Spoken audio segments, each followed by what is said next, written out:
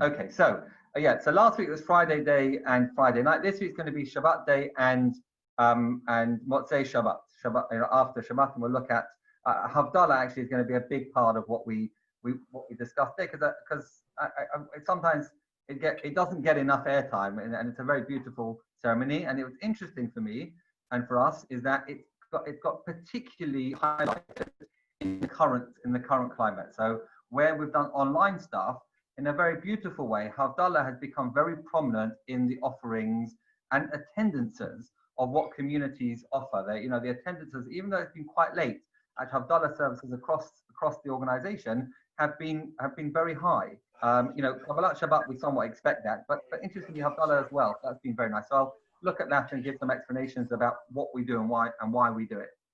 So really, we're picking up. We wake up on Shabbat morning, or as I call it, Shabbos morning, and there's two attitudes we can have here. One attitude is, okay, this is a continuation of last night. I observed and celebrated last night, and therefore we'll just continue it. Or we can say, look, there are different phases of Shabbos. We did phase one. Now we're going into phase two, and we'll have to advance and develop in our growth during the course of this 24-hour period. And I'm sure, I hope you would agree that what we try at least to do is the latter rather than the former, where we can. That's the aspiration, certainly, that we try and grow and develop in ourselves. And what we're going to see is that Shabbat itself, built in, has a journey that we go through, and there's three parts to this journey, and it's expressed in particular with the prayers that we have and the davening. So we'll look at this through our prayers. On Friday night, we have the central theme of the Amidah. So the central section of the Amidah changes on Shabbat. During the weekday, we ask 13 blessings, make various requests. We don't make requests on Shabbat, and therefore we change it to have a theme of Shabbat. It talks about various different elements and aspects of Shabbat. What do we do on Friday night? We say, Ata kidashta et yom hashvi lishmacha. You have sanctified. It talks about the sanctity of how God sanctified the seventh day for your great name. Tachlit maaseh shamayim. Right? It is the purpose of creating heaven and earth. Berachto mikol hayamim. You blessed it from all days, etc., etc. In the Amidah, that is the central blessing of the Amidah, talking about sanctification.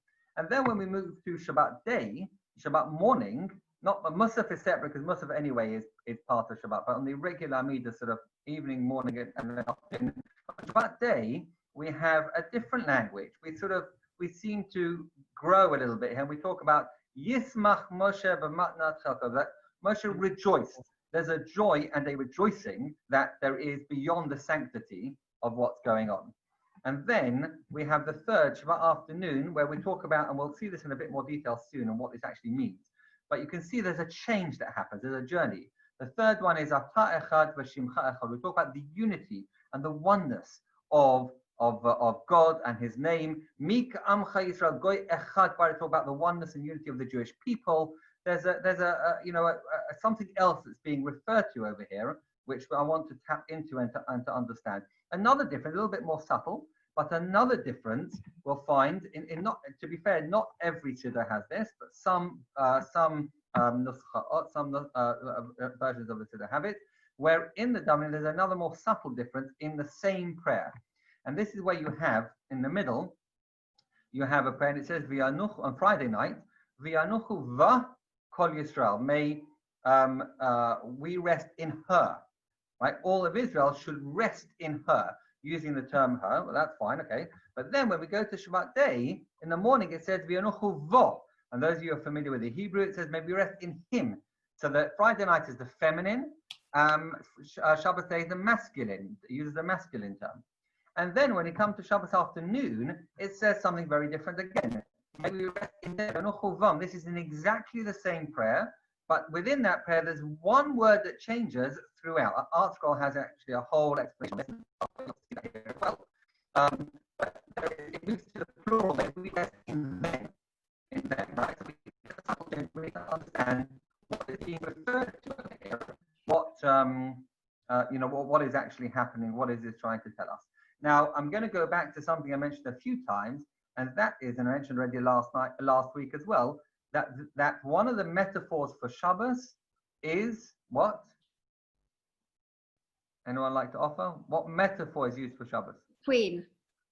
A queen, Bride. yes. Bride. Yes, so there's Bride. a bride, a bride and a queen. So there's the metaphor of a marriage. We talk about a bride, lechadodi likrat kala. We talk about a kala on the Friday night. We talk about Shabbat being Shabbat. Yes, Market, absolutely. A queen, which is one dimension, but another dimension is the idea of a bride. And therefore, we're going to look again at the marriage ceremony, very timely for Elizabeth, but marriage ceremony, which gives an insight actually on the way that's put together and how that's a parable and a metaphor, help us understand the different parts and different elements of Shabbos and how they're different.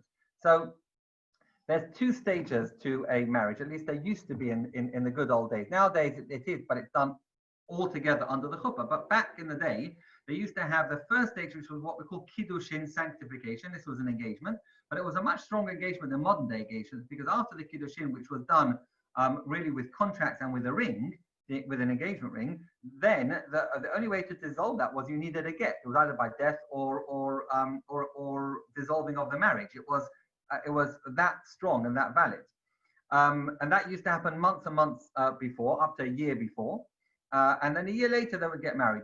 Sadly, what happened is there was pogroms and there was other various other things in the Jewish diaspora, which meant that husbands to be were disappearing. And because they couldn't prove that they were not alive, these poor girls were stuck. They were agunot. They were chained women. I mean, it meant that until they could prove that their future husband to be was not alive anymore, they were not allowed to. They were not able to remarry and get a get. So they were stuck. So the rabbis, number of hundred years ago, I think in the 16th century, maybe the 17th century, changed this to condense both stages, the kiddushin and the nisu'in, the second part, which is the Shabbos, which is why we have two cups under the chuppah. Because there's actually two separate ceremonies that have been combined into one, so that we don't have the situation where there's in the interim the husband will be taken on conscription or pogrom, whatever it may be, and that way the woman would never be in a situation under these circumstances where they wouldn't be able to remarry, and that's why we have it all. That's why we have the two cups to indicate, and we have the reading of the ketubah, which separates the two parts of the ceremony. So that's for the first step is that kiddushim, which is the same. Now, the important element here as well is that this happened in different places. So although they happened today all under the chuppah, previously what happened was that there you go. The first stage was done in the bride's parents' home. That's where it was performed. That ceremony was performed in the home of the bride's parents. And then the second one, the Nisu'in, when they had the Sheva brachas, and the second part was in the groom's parents' home, and then the couple would go and consummate the marriage in their own home, and they would be married. Nowadays we have, of course, yichud straight away, so that way they've taken everything together and made sure that there's no interruption. That's why you have to go straight from the chuppah to yichud. That's the final part of the process, and then they are a married couple. And you'll see where we're going now with this. The first stage, the kiddushin, the sanctification, which used to happen months apart, was in the bride's parents. The nisu'in, which is what we call the wedding, it was in the groom's parents' home. And therefore, the Shabbos experience, if we apply this to the Shabbos experience, due to the connection that we achieve with Hashem on that day, that's why we compare it to marriage experience, because it's about the Hashem and us connecting. And combining and so on in a form of a marriage. So there we have a Friday night is compared to the kiddushin. That's the first stage, right? That's the sanctification. Therefore, in the central part of the Amidah, it said Ata Kiddashta. If you remember, if we just go back very quickly to those stages, the first part, Friday night, was you have sanctified.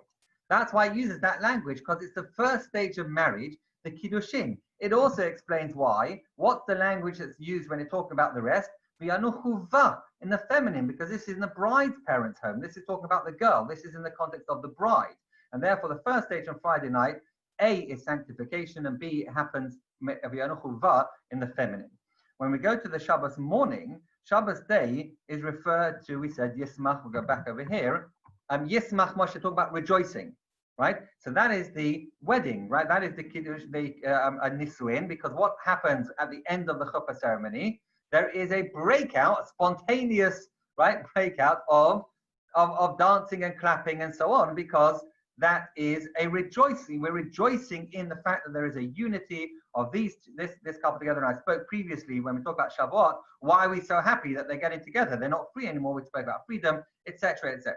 So certainly we can see why the connection here, where we talk about the stage of being married, is a celebration, and therefore Moshe rejoiced, and that's why when we go to the second part, which is here in the daytime on Shabbat morning, that in the Amida we have Yanuchu Va in the masculine. May rest in him, because this took place in the groom's home, groom's parents' home, and therefore it all connects very, very beautifully.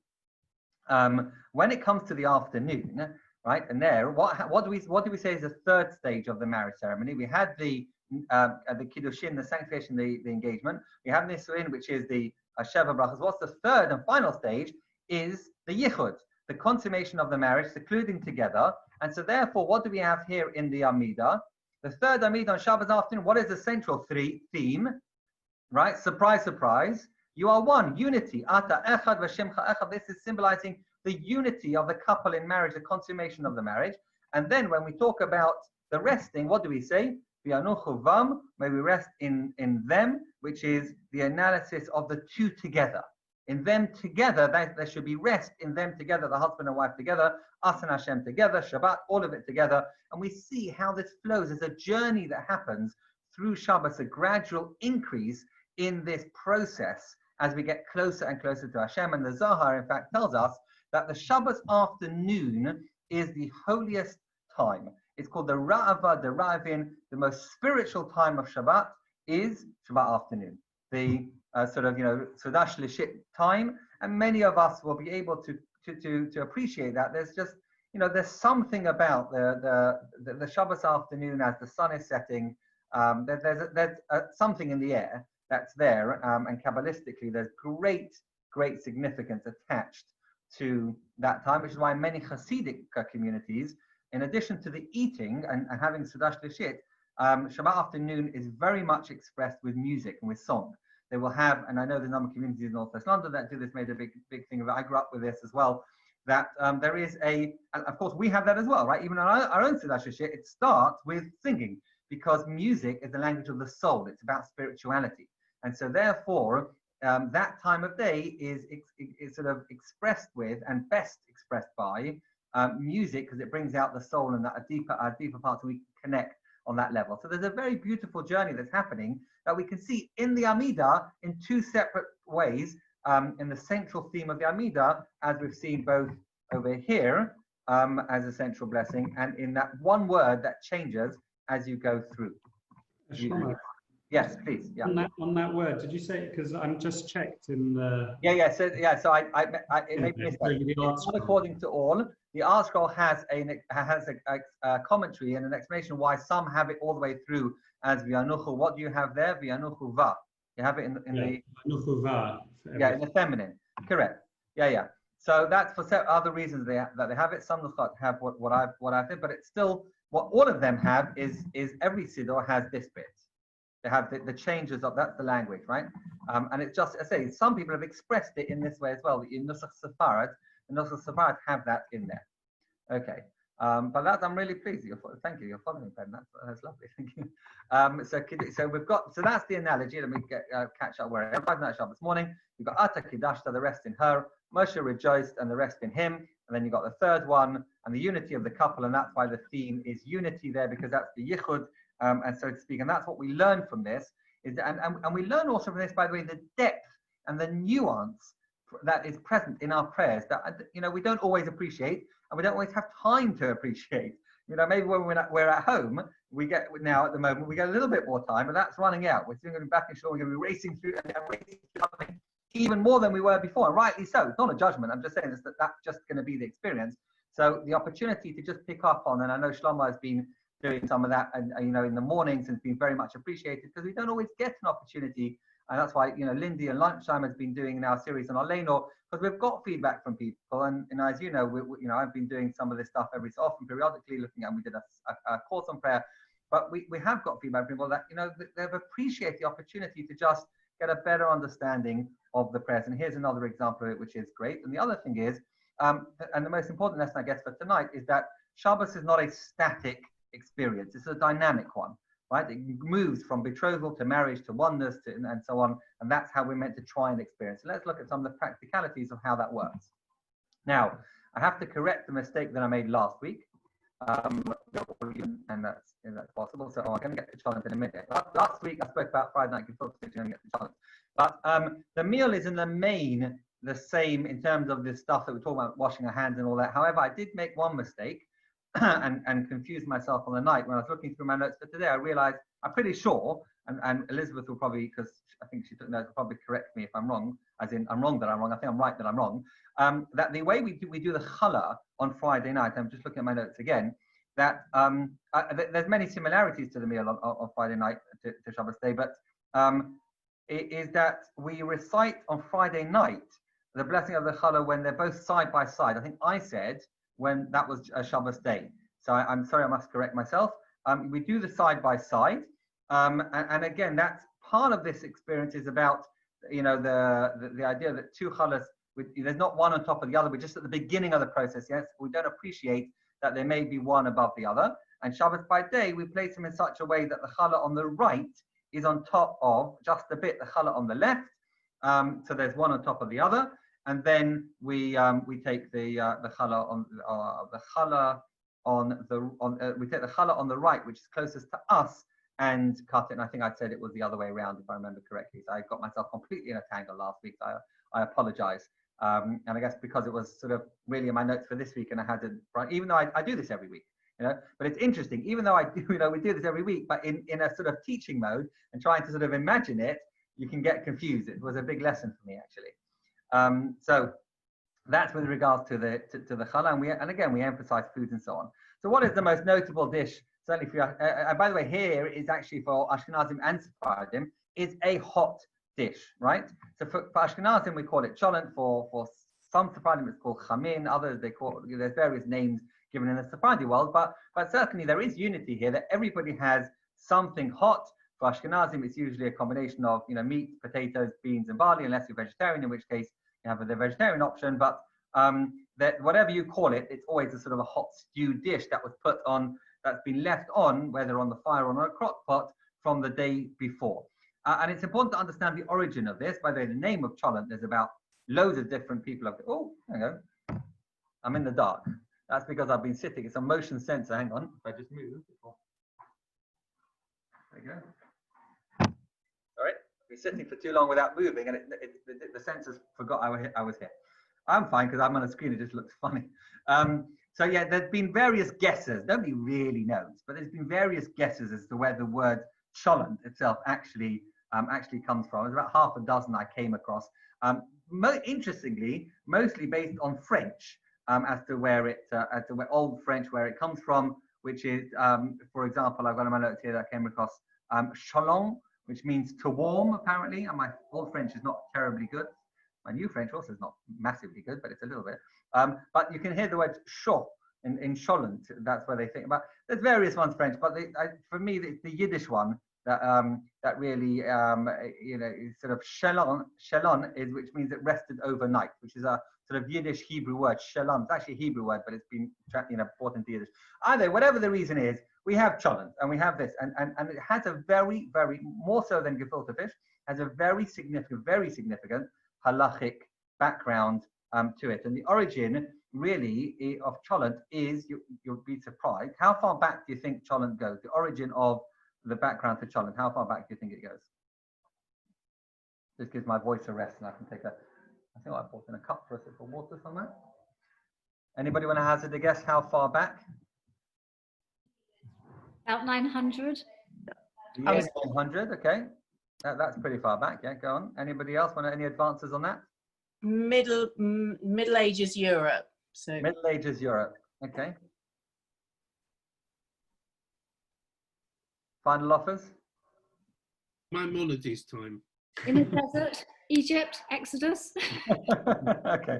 So interestingly, the origin and purpose, so whether it's actually that they made it in this way, we're not sure. We don't know. There's no way of knowing, really. But certainly the origin and purpose is a verse in the Torah.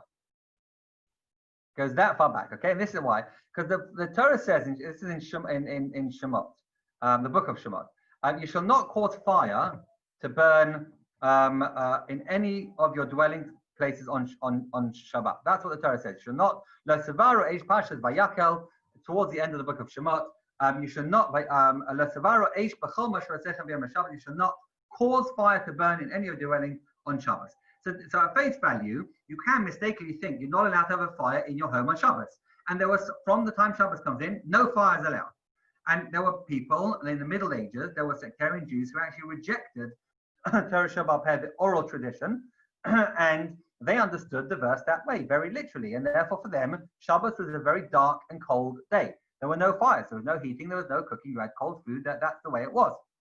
However, Torah Shabbat Peh, oral tradition, maintains that this, when the Torah talks about this, it means that you can't actually light it on Shabbos or stoke it on Shabbos, but anything that was lit before is allowed. Not only is allowed, but should be done, because without heat, without light, and without hot food, it's going to be a very miserable Shabbos. And we know that you're meant to enjoy Shabbos. So how can you enjoy Shabbos without whatever you're going to call the food, with cholent or not, without hot food, without heating, without light, before electricity? That just does not make sense. And so therefore, not only is this permissible, but it's advisable, because we have this obligation to delight in Shabbos, and therefore this is where it sort of developed from there already back then, and was expressed in this way. And that's really where it originates. Oh, there you go. There's the pasuk. I forgot we had it there. It's about before Shabbat. Now, the discussion about the prohibition of kindling a flame is actually a perfect segue into a much broader discussion about forbidden activities on Shabbos, which there are specific acts are off limits. Now, the truth is, as with almost any of these areas, we're gonna touch on this really in general principles and concepts. It's very, very detailed, and we can have a year-long course and probably wouldn't cover everything. But what I do want to touch upon is the general principles about this particular point. So the Torah tells us that sorry, I'm a bit behind on my the other point was it confirms the oral tradition. So by us, so the other I don't think I made this point significantly enough, that there's one element is the delight in Shabbos by having hot food. The other one is by us doing it, we are every Shabbos reaffirming and confirming our belief in the oral tradition, because that's the basis in which we're doing it. Without the oral tradition, we would, the Torah Shabbat Peh, the rabbinic tradition, I should not say that, I take that back. It's not rabbinic tradition. Oral tradition should not be, that's my notes for later, I'll say it now. Oral tradition should not be confused with rabbinic tradition.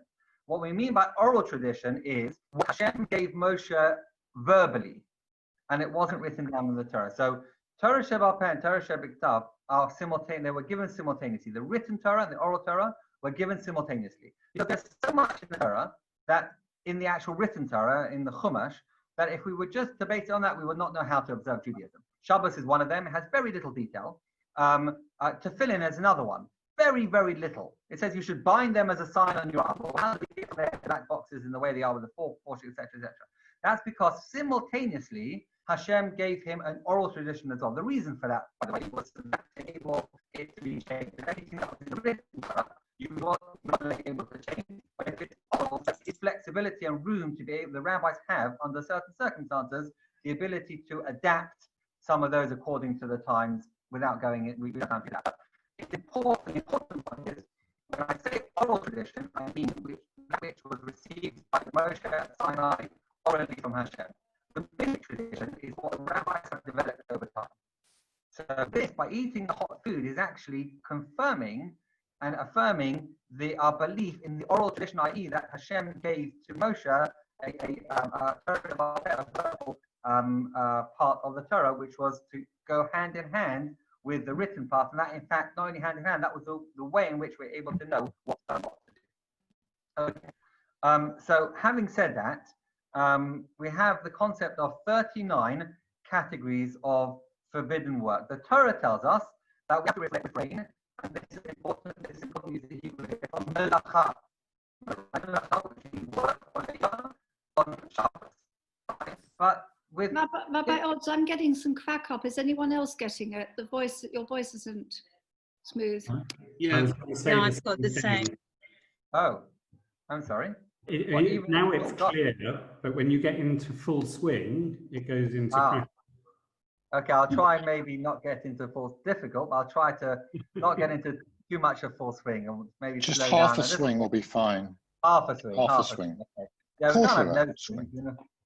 We need swing. Don't Oh, mean yeah. a thing.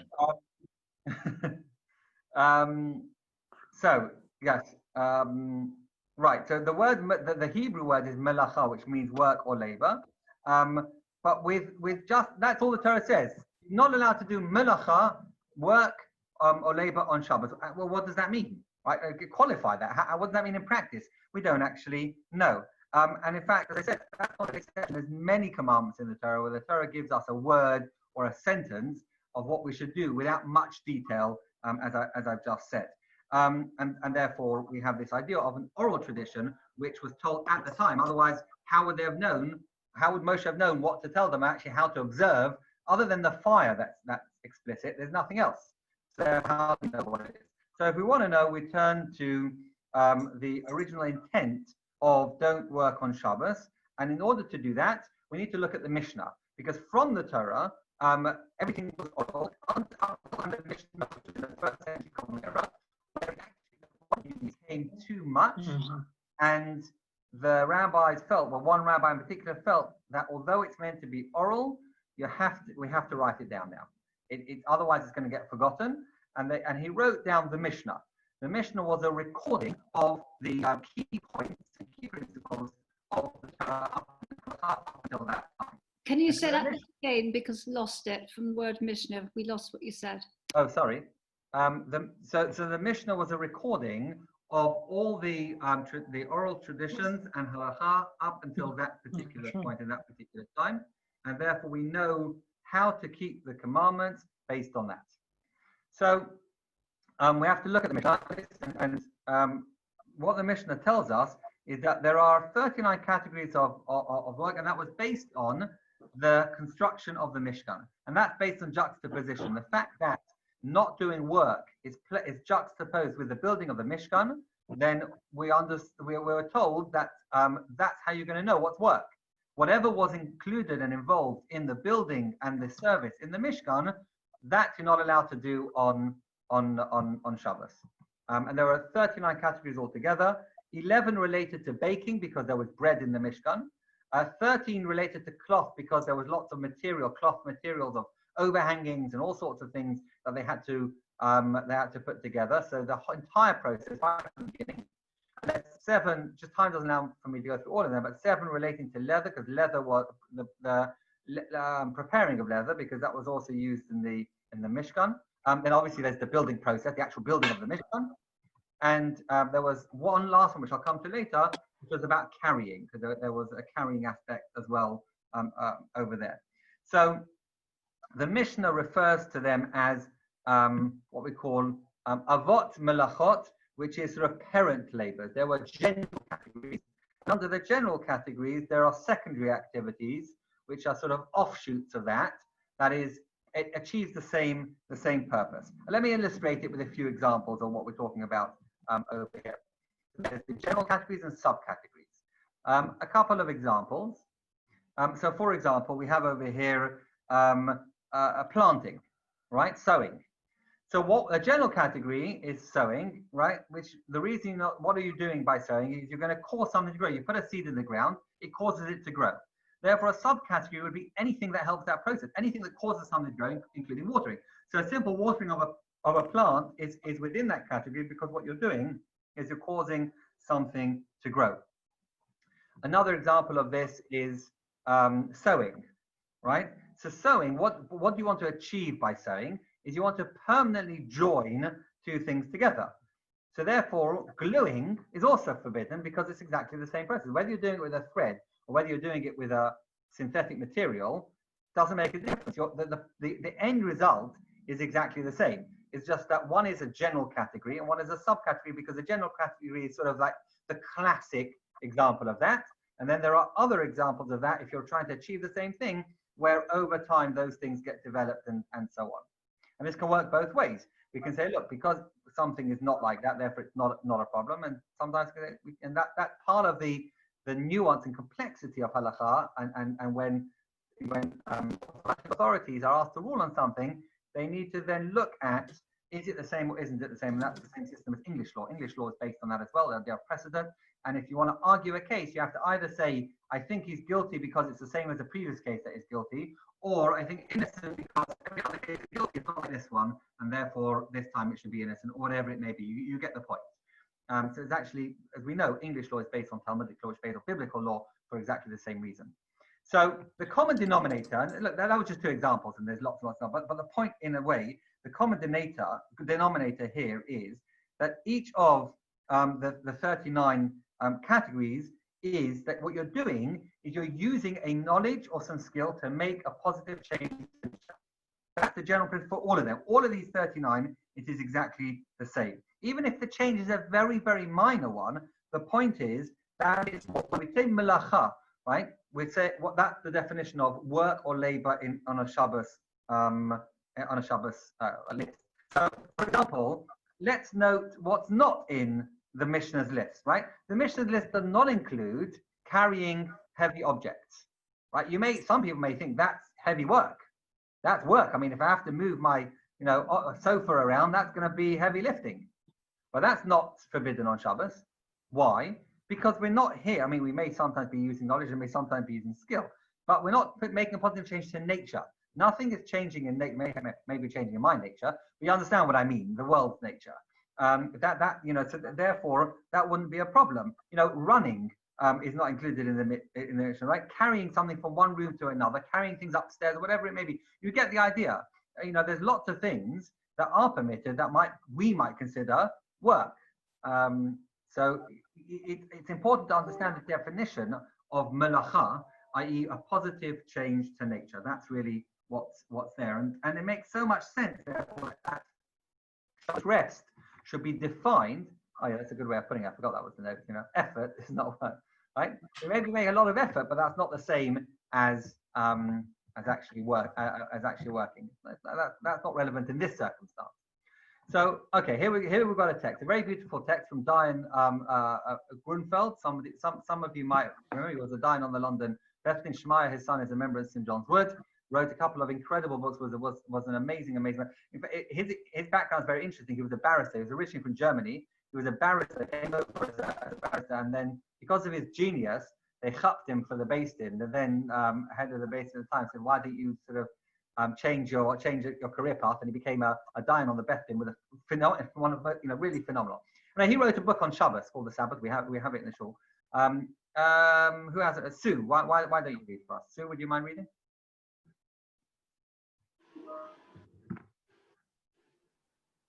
Okay. The Sabbath testifies to Hashem as the supreme creator of heaven and earth and all they contain. Man, however, is engaged in a constant struggle to gain mastery over Hashem's creation, to bring nature under his control. By use of his God-given intelligence, skill, and energy, he has in a large measure succeeded in this. He is thus constantly in danger of forgetting his own creaturehood, his utter and complete dependence on the Lord of all things. He tends to forget that the very powers he uses in his conquest of nature are derived from his Creator, in whose service his life and work should be conducted. There's some more, so let's share it around. Ben, do you want to pick up? In a world increasingly forgetful of God, Israel was entrusted with the task of preserving this all-important truth for the future salvation of all mankind.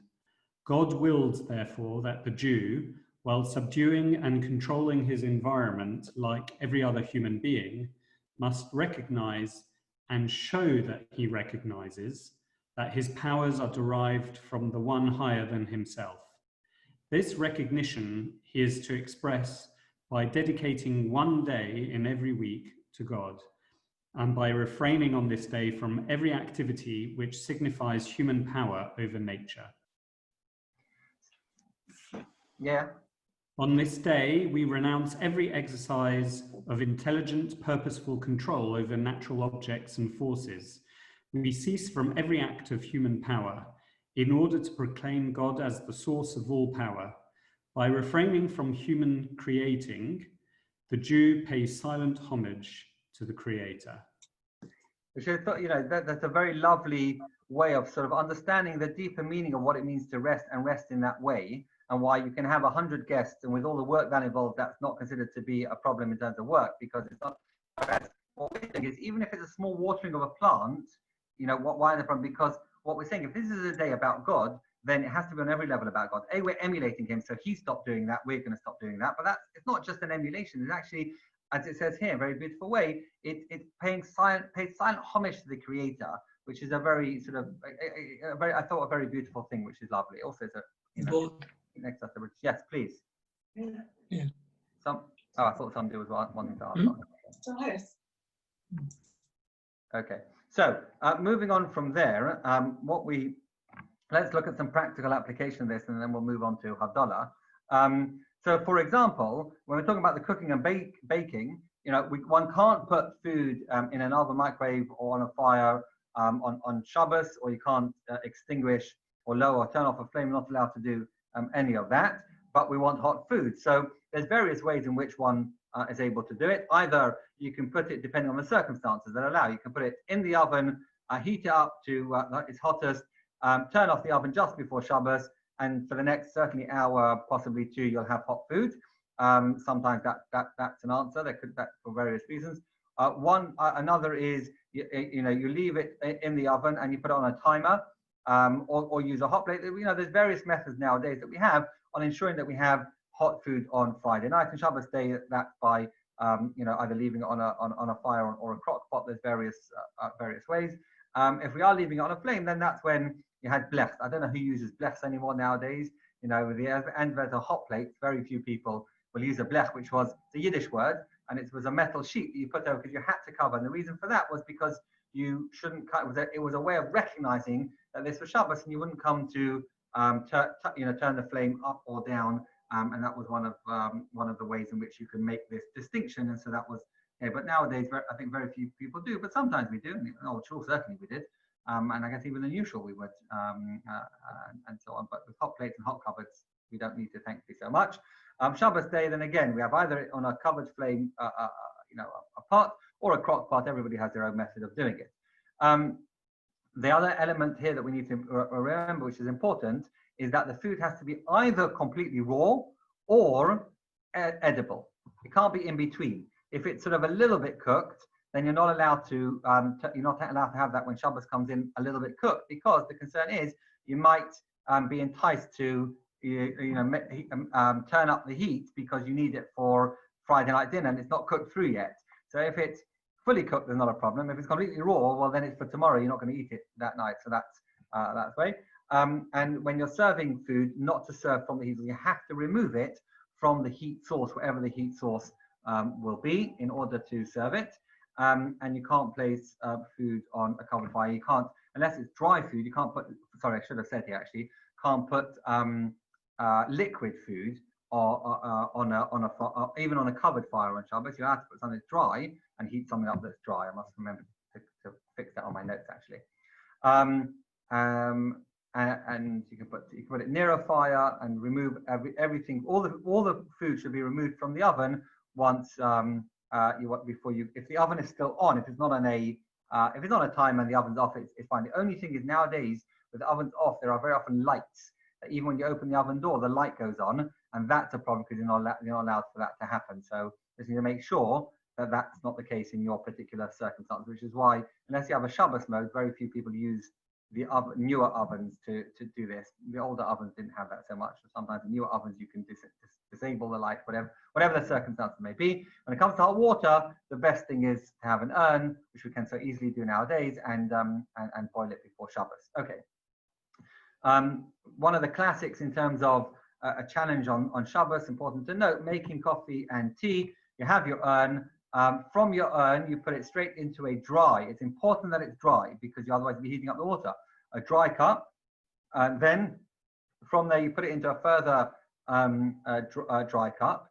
And the reason why I say it's important to make sure it's dry, because if you've used the cup and an hour later you want to go and make another drink, it's got a few droplets of water, that's not allowed because you're heating up those droplets of water. So a dry first cup, then you pour it into a dry second cup, and then you pour in the coffee, tea, sugar, whatever it is. The reason for that is because there is a halachic principle as that cooking does not occur in a second utensil. The reason for that is because the walls of that will be continuously, it will reduce, because it's cold, it will cause it to reduce in heat and not increase in heat. And therefore, there's not a problem with cooking, and particularly with tea and coffee, which is what's called easy to cook because it's granules and granulated. So therefore, we do it in that process, and there's no problem of cooking on Shabbos. And that's the way to make instant coffee and tea. Percolated and all that is much more problematic. You can't use on Shabbos because it's cooking, and therefore you'd have to do it before Shabbos, but I don't think many people do that. You'd have to, or you'd have to make, you can either get granulated tea or make tea essence, or if you're using a tea bag, just make sure that the problem with the tea bag is it could be squeezing it.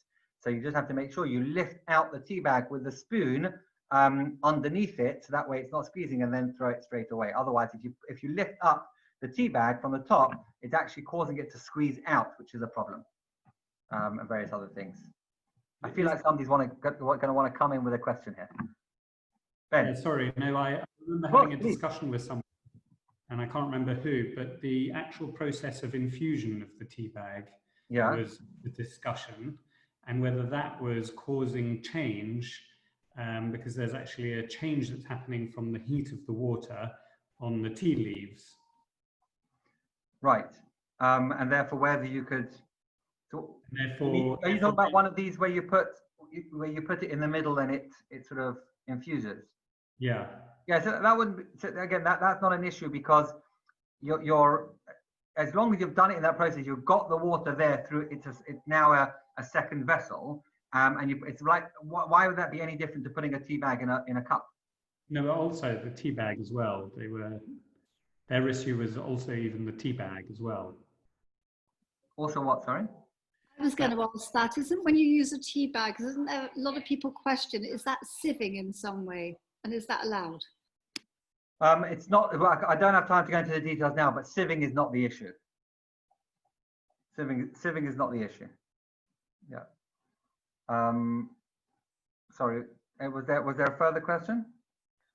Yeah, just a quick question, Shlomo. Very specific instructions on all of these things. Was there a reason for the very high level of precision as opposed to, of the instructions as opposed to the principle? So I've tried to, it's very difficult when you've got such a short amount of time. I've tried to sort of give the general principles as a overriding. This is what I was sharing just a few moments ago with Diane Groom. So the overriding principle, the detail, and I will come to this as an example. And as you can imagine, this is a very, very, very common question that I get, and therefore difficulty that people have in terms of the level of detail with some of these things. And does it really, sometimes I've had people say to me, like, does it really matter? Does Hashem really, really care if it's like the first cup or the second, like really? And those sorts of things. And the answer is yes. And why? And then, and I'm sure you've heard this before, the example that I use and the analogy that I use is really an email address. So if you were to send me an email and send me an email with an email address shlomo@southampton.org, I won't get that email. But if you put shlomo.odze@southampton.org, I'll get the email, right? And you could say to me, like, it's a tiny little dot. I've got your name completely right. All the letters are there, right? It's at Southampton. Like, it's a tiny dot. Does it really matter? It does. It doesn't get there. So the details are, it's really is the accuracy. This is the way in which, by doing it in this way, we're able to arrive at the destination. I get to Hashem and have the merits and the credit. Now, it doesn't make sense to us. Just like I don't understand why this tiny dot is going to make a difference. By the way, that doesn't work in Google because Gmail doesn't make a difference if you do a dot or no dot. It's the same thing. They actually don't have that. You could do, even if you set up an email address with a dot, if you do it without the dot, it's the same thing. Dots don't exist there, so it doesn't work. But we understand the point that I'm making. And that's, that's really, in terms of the level of detail, it's about what is, how do we achieve what we want to achieve in that connection to Hashem? And this is how he has determined that it is, because we're not allowed to cook, and this is the detail of how cooking and not cooking. Okay, moving on from this, I want to move quite quickly through some of the next thing, because I want to get to the Havdalah part and spend a bit of time on that, and then and obviously finish with that. And we are somewhat running out of time, even though we did start late, so I hope you'll allow me a few minutes afterwards, maybe 5, 10 past. Otherwise, we'd be ashamed not to spend time with Havdalah. I think I'm actually going to skip the electricity bit because we're very familiar with this, and I'm actually going to now go to this little bit on carrying and a similar idea. We come up with all these clever ways, you know, Shabbat lifts and timers and carrying keys, and some people say like this, well, who are you trying to trick? Like, who are you trying to kid? You're just finding loopholes in the system, and does that really work? And by the way, the example I give on that one is a Zoom example. Like, for example, if you were hearing the government saying that the grandparents have to be secluded, and you call up your friend and he says, you know, I was just speaking to my grandparents on Zoom, and you said to him, what do you mean? That's a complete tricking of the system. They're meant to be secluded. You're not allowed to have any contact with the grandparents because they're meant to be shielded, and and so on. Would you accept that? No, right? Because that wasn't what was intended. The intended was physical contact. So again, here the same thing with the Shabbos elevators and the timers and the Shabbos belt. For example, with carrying is not allowed, but this is not. It's an example of sort of zooming into one's grandparents when you're not allowed to be in physical contact with them, or parents, or whatever the case may be. There are ways in which we can, Hashem didn't say you're not allowed to carry, and I don't want you to carry keys on Shabbos. That's not what he said. You're not allowed to carry. If you find a way of being able to carry keys, then that's fine. That's not the issue. The keys are not the issue. It's a principle of carrying. By the way, one of the ways is because it's about mundane work, and carrying is so much a feature of mundane work, or making a distinction between Shabbos and the rest of the days, and therefore doing it in this way still makes a distinction, and therefore you're not going to think about it as a regular day of the week. So it's that's very interesting. That's sort of my 2 minutes as opposed to the 20 minutes I would have otherwise given on this. Again, there's a whole area of muksa I wanted to cover. We don't really have time, which is items are not allowed to handle, which is sort of set aside for non-Shabbos use, things non-Shabbos, like pens, watches, phones, those sorts of things. Again, it's all part of making distinction between Shabbos and the rest of the week. Okay, but by the way, that's an important point, by the way. If any of these items are somewhere where you need that space, or they're in the way, then you are allowed to move them out the way. So a classic example is, as I've done occasionally, if you use your phone as an alarm clock and you forgot to turn it off on Shabbos, or whatever the case, or you use an alarm clock that doesn't stop, you are allowed to, or, as I've had more recently, a child's toy that is on play mode and will not turn off, and it's now 1 o'clock in the morning, and all you hear in the house is a lullaby going off in one of the toys that they forgot to switch off. You are allowed to move it to somewhere else that doesn't stop. Or another example I had recently was where on Shabbos, in the a carbon monoxide alarm thing, the battery was low and it beeps, right? So there, you might not want to move it, but if you wanted to move it, you would be allowed to move it to a different place on Shabbos because it's disturbing. So that is important. It can be moved if either you need the space or it is disturbing you from something to do with Shabbos, not just your own convenience. Okay, Havdalah, right? A very appropriate place to end off. This 2-part series, this whole series, and we'll take it from there. So let's spend a few moments thinking about Havdalah. Very, very beautiful, very special ceremony. As I said, it's been made even more prominent through Corona. Many people. I'm sure they would have been doing it anyway, but it's just something that hasn't featured in a communal sense. Occasionally it had. We've done wonderful sing-along Havdalahs, but really, the response to Havdalah ceremonies across the communities has been really wonderful. So let me talk about Havdalah for a few minutes, which is as I say, very significant. Just get there in my notes so I know where I'm at. Let's get quite a few over here. Okay, Havdalah. Yeah, okay. So we don't hurry to sort of dive into the weekday the second we have the ability to do so. The first thing to note is that there is a few minutes added, just like when we bring in Shabbat, we light candles approximately 13 minutes before the actual time of Shabbat. We take Shabbat out a few minutes. It's, I think, 4 or 6 minutes, I can't remember offhand, after the time of actual Shabbat, because what we want to do is show that we want to increase the holiness into the weekday. We want to bring the Shabbat feeling into the weekday. And the concept of the extra soul that we discussed last week is another factor that makes Shabbat ending difficult for us, right? We're going to lose this extra soul and this extra feeling and this extra dimension. So how do we cope?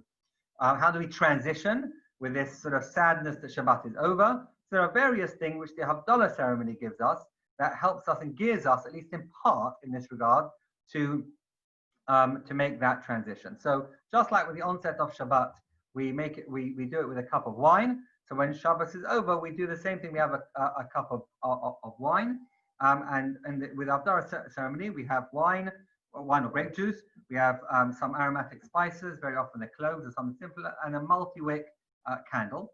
And we begin with various verses, right? So here we have a paragraph, Hine, which is sung very beautifully. And what we're saying over here that we say, indeed, God is my deliverance, and so on. This is from Isaiah. And the opening verse really encourages us not to fear, right? Implying that sort of in the natural course of events, it might lead us to such feelings. You know, we fear, we're going to go into the work week. What's going to be? Are we going to be successful? There's a certain anxiousness or fear that we might have from the relative sort of calm of Shabbos, at least from the work week. And therefore, it's saying the first thing is don't fear, because we can trust in Hashem. They'll give us the strength to overcome our sense of loss and help us deal with the various challenges we're about to face during the week. And then we continue. You shall draw water with joy from the well springs of deliverance. So here what we're saying is a reference to drawing water from a natural spring. What's the significance of a natural spring? A natural spring doesn't run out, right? Rainwater will run out, but a natural spring is constant, i.e. Hashem will constantly look after us. There is a natural spring of God's presence that will come with us. The flow from Shabbos will be into the week as well. And then we continue on in the fourth verse. The God of the many heavenly and worldly beings is with us. So yes, we lose much as Shabbos departs, but we're reminded that something we never lose is a connection to Hashem. That is there in the weekday as well. Everybody in their own level, but we move forward into the week. We might not feel it as much as Shabbos, but Hashem is always there. And overall, all of these verses reinforce the idea of God being there for us when we need Him, and also being there in the weekday, and reassuring us of this during the course of the Havdalah ceremony. And so, and we're so sure of this that we actually hold the cup up in the beginning. That's sort of the rejoicing and the celebration of it right from the beginning. We're sort of certain of that.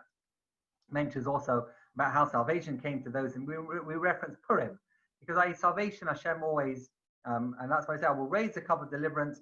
I'm confident that Hashem will deliver me from whatever it is, whatever challenges are, for the rest of the week. And then we make the blessing on the wine, and then we put the cup down, and then we have this pleasant fragrance, and this too enhances our mood. Hopefully, makes us feel refreshed, energized. The Maimonides actually says that the soul is sad by the departure of Shabbos, and so we gladden it and relieve it with a pleasant fragrance. It just uplifts us a little bit. It makes us feel a little bit better.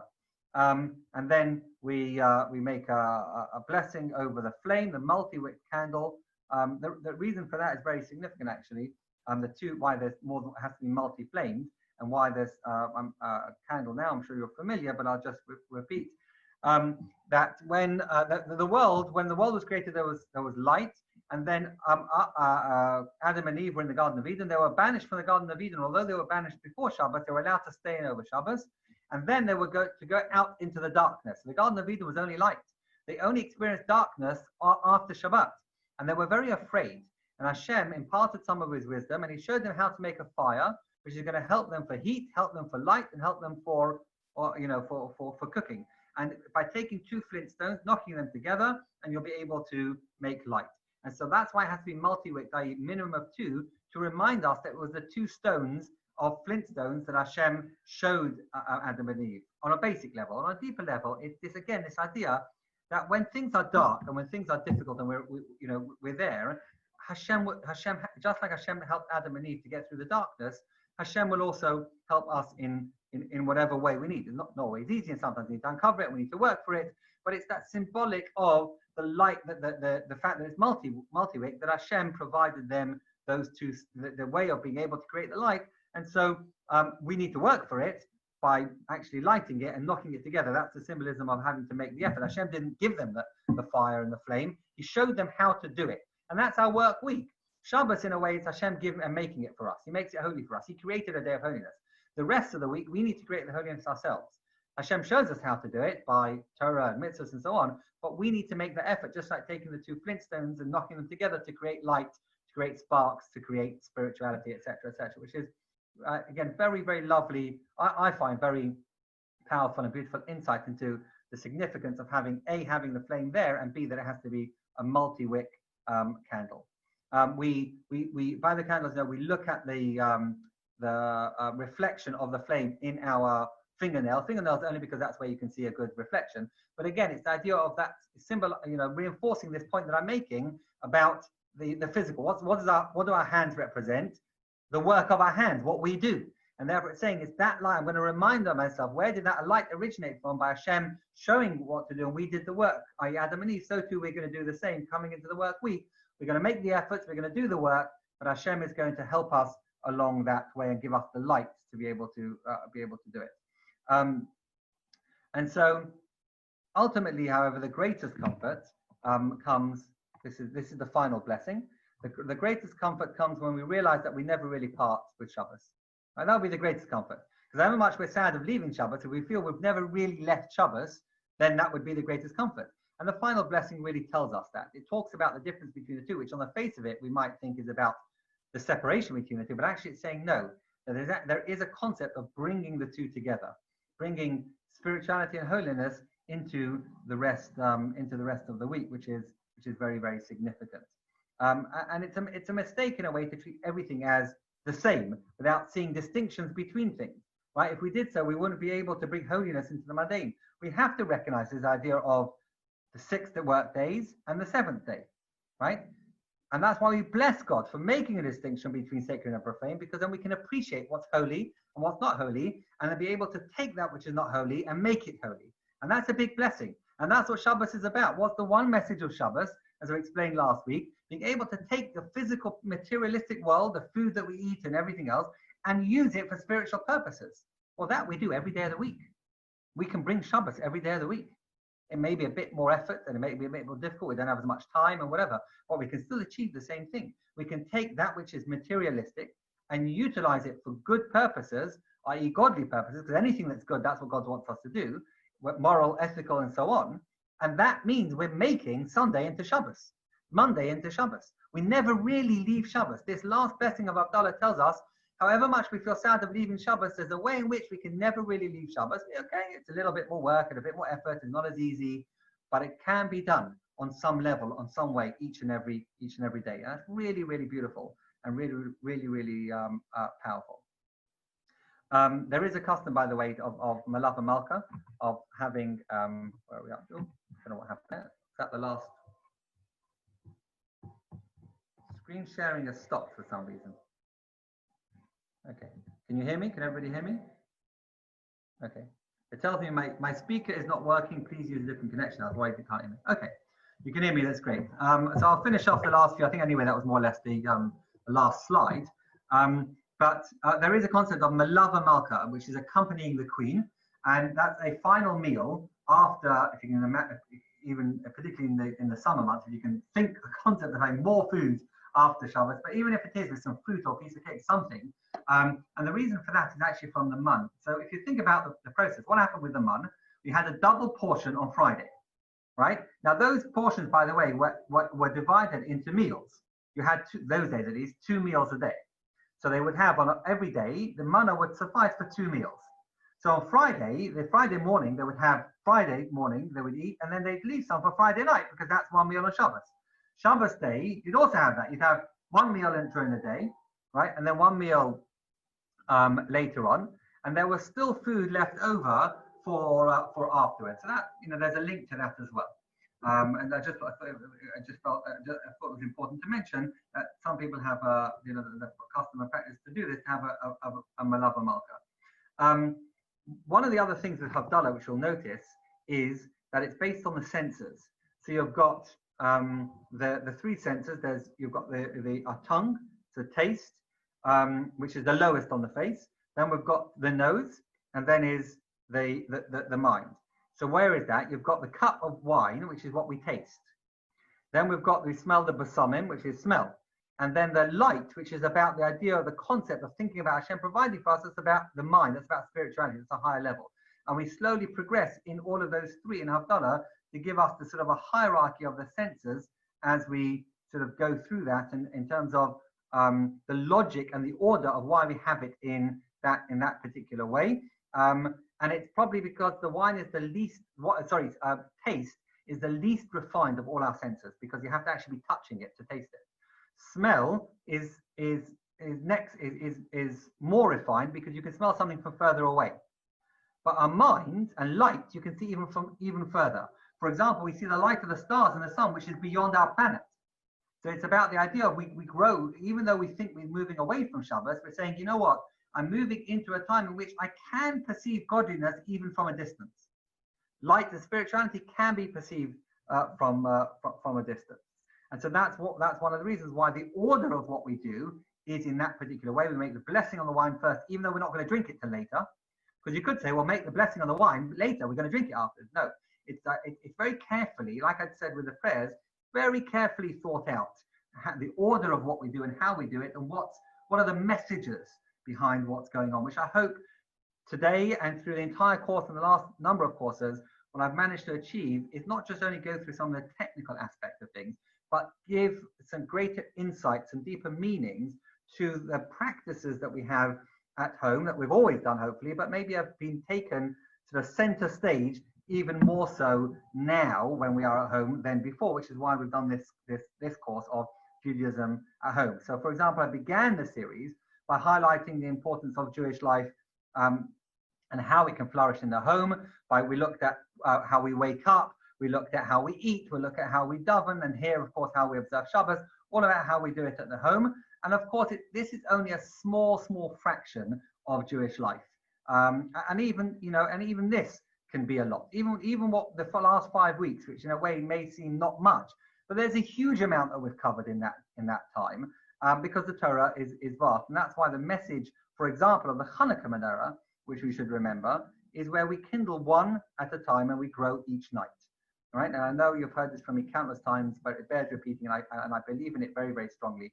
One step at a time. It can feel overwhelming. So much of Judaism can feel overwhelming, whether it's in the prayers or whether it's in the practices. And what we need to remember is always that Hanukkah, for me, always the Hanukkah menorah is the lesson for this, where it's first night you light one candle, the next night you light 2 candles, take on first a little bit, and then grow each day and grow each night, and be able to get to the point in which we've got all our flames kindled. And by the way, where do we put the Hanukkah lights? We put them in the window, so that it should light up the outside world. So if we can kindle our flames in this way, we can do it in such a way that will have an impact on everyone around, and which is important. I think today, really the call of the hour has been to cultivate Jewish life in our homes. That's where we started with this whole series, with all of these, actually the last couple of series. It's about how do we reinforce and strengthen and deepen our understanding of what Judaism is as it is at home, and how Jewish life is in our homes. And I hope that very soon, and we are, please God, transitioning very, very soon back to a point in which we can sort of go back into not only being at home, but also in the outside world and in shul in particular, and unleash, that light, that which we have learned, that which we have developed during this time, and when we've been in lockdown and quarantine and whatever else it may be, and been able to use the opportunity to strengthen and reinforce so much of what is precious about Jewish life, not only in shul, but at home, and be able to transport, take with us that, those feelings that we created at home and have it at large also in our shuls without any hindrances. We're going to have to start slowly, but please God, we'll get very quickly to a point in which it will be not just, when we talk about the new normal for me, when I think about and I visualize the new normal is about being able to live the way we did before, but with greater meaning and with greater feeling. Meaning, yes, we can still have the Kiddush, we can have everything that we had before, but it's not the normal that we had before. The new normal is that we value each other so much. We value what's important in life in a way that maybe we lost sight of a little bit previously. And that for me is a new normal I'm excited for, and a new normal that I envisage. And when I hear the word new normal, and the blessing that I have for all of us is that we should be able to have normal. Absolutely, we should feel normal, but in a new way where we value each other, take the lessons, all those silver linings of the value of family, the value of an appreciation of what's important to us and carry that through into our shuls, into our communities, and bring light into the world in any way that we can. So I really enjoyed these last 10 weeks, because there was 2 courses.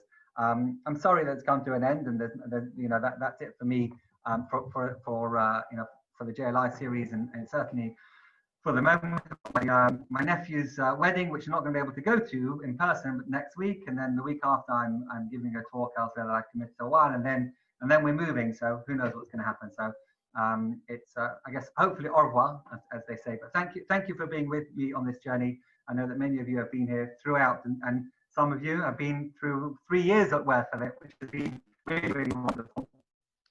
So thank you.